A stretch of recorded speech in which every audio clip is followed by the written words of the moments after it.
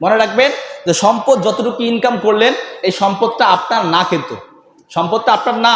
আপনি কষ্ট করে কামাই করে আপনি 5 বিঘা জমি করেছেন, মনে করে উদাহরণ দিয়ে বোঝাচ্ছি, 5 বিঘা জমি করেছেন, বিশাল বিশাল বাড়ি করেছেন, এই সম্পদের মালিক আপনি না। যদি আপনি হইতেন আপনি তো মরার সময় নিয়ে যেতেন, আপনি যখন কবরে যাবেন তখন তো সম্পদ নিয়ে যেতেন, কিন্তু আপনি তো মালিক না, এই জন্য আপনি নিয়ে যান না।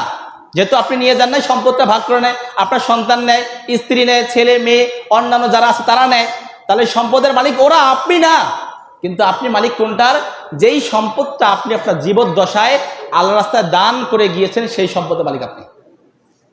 আজকে আপনার পকেটে টাকা আছে, মনে করেন 10,000 টাকা, উদাহরণ দিয়ে বলছি, একটু মন দিয়ে শুনবেন।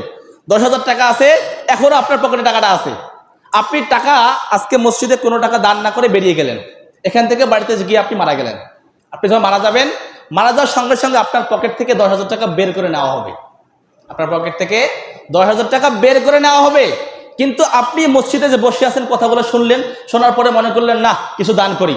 আপনি এখান থেকে 10 টাকা, 20 টাকা, 100 টাকা, 500 টাকা দান করলেন, দান করে বেরিয়ে গেলেন।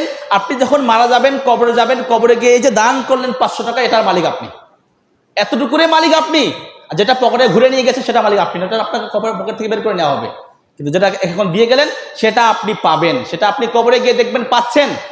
আর সেই টাকা দিয়ে যদি মসজিদওয়ালারা যদি মসজিদের কোনো কাজে লাগায়, একটা ফ্যান কিনলো, একটা লাইট কিনলো, অথবা যে কোনো কাজে লাগিয়ে দিয়েছে, তাহলে যতদিন পর্যন্ত এই মসজিদ থাকবে, যতদিন এই মসজিদে মানুষ নামাজ পড়বে, ততদিন পর্যন্ত আপনি তো মরে গিয়েছেন, দান করে গিয়ে মরে গিয়েছেন, আপনি কবরে শুয়ে শুয়েও এর প্রতিটা সওয়াব আপনি পেতে থাকবেন কবরের মধ্যে গিয়ে।